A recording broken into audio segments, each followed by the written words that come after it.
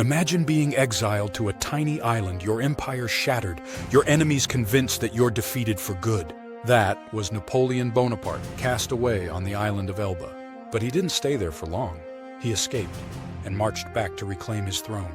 This is the story of one of history's most extraordinary comebacks. Today, we're diving into the life and legend of Napoleon Bonaparte, a man who redefined what it meant to be a military strategist. He's remembered for his lightning-fast rise to power, the sweeping reforms he made to the French government and military, and his relentless pursuit of European domination. But it wasn't all victories.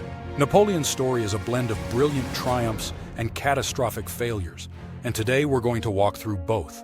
From his humble beginnings in Corsica to the height of his empire and his eventual downfall, this is a tale of ambition like no other. Napoleon's journey wasn't smooth. After joining the French military at a young age, his sharp mind and daring tactics quickly earned him a name. By 1799, he became the first consul of France, effectively the ruler of the nation.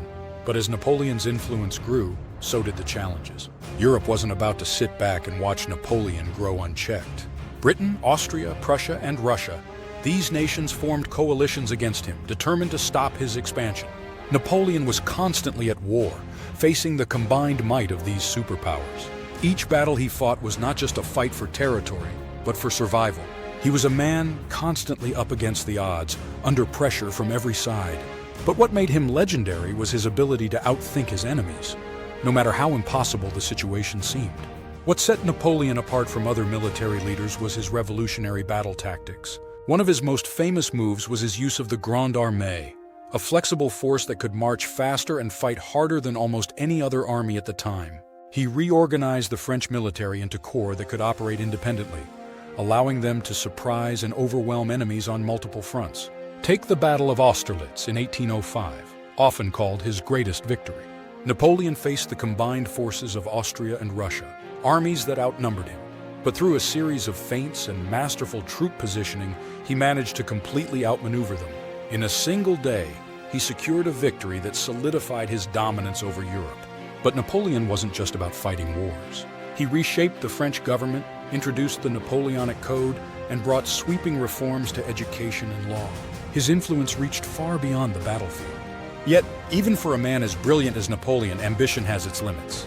Napoleon's rise seemed unstoppable, until it wasn't.